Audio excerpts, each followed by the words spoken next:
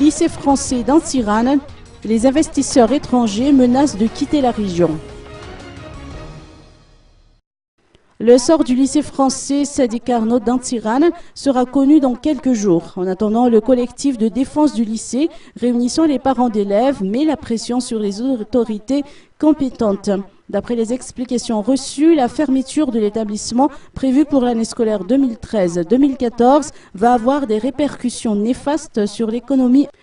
En attendant, le collectif de défense du lycée, réunissant les parents d'élèves, met la pression sur les autorités compétentes. D'après les explications reçues, la fermeture de l'établissement prévue pour l'année scolaire 2013-2014 va avoir des répercussions néfastes sur l'économie régionale. Les opérateurs et investisseurs étrangers qui œuvrent dans cette localité menacent en effet de quitter la région si l'établissement ferme ses portes. Écoutons plutôt les précisions de Francis Good, membre de ce collectif. Pas question aujourd'hui pour les gens de la communauté européenne d'envoyer leurs enfants à un internat à Tana, à 1140 km. Les enfants de 13-14 ans ne peuvent pas, il n'est pas concevable de voir des enfants tous les 6 mois. Au niveau sécurité, au niveau spontanéité, s'il y a un accident ou quoi, on n'a aucune possibilité de réaction. Les avions, c'est tous les jours, mais il n'y en a pas toute la journée. La route, vous l'avez pratiquée, elle est vraiment très difficile.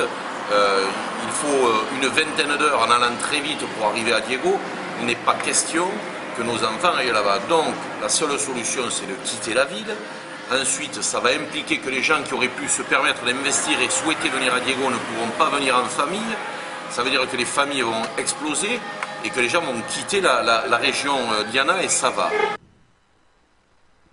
Notons que le lycée français Sadi Carnot d'Antsiran accueille des élèves de la classe de seconde à la classe de terminale.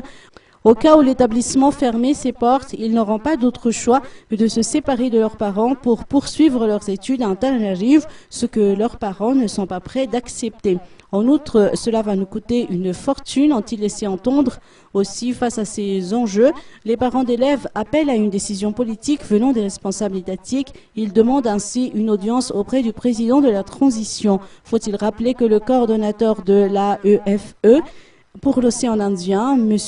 Leodos, a annoncé le 18 octobre dernier aux parents d'élèves la fermeture des classes de seconde, première et terminale pour l'année scolaire 2013-2014, ainsi que le retrait de 6 postes de titulaires de l'éducation nationale, 5 postes d'enseignants résidents et un poste de responsable administratif expatrié. On a avancé comme motif de cette fermeture un sous-effectif. En effet, le nombre requis est de 200 lycéens, alors que l'établissement n'en accueille actuellement que 80.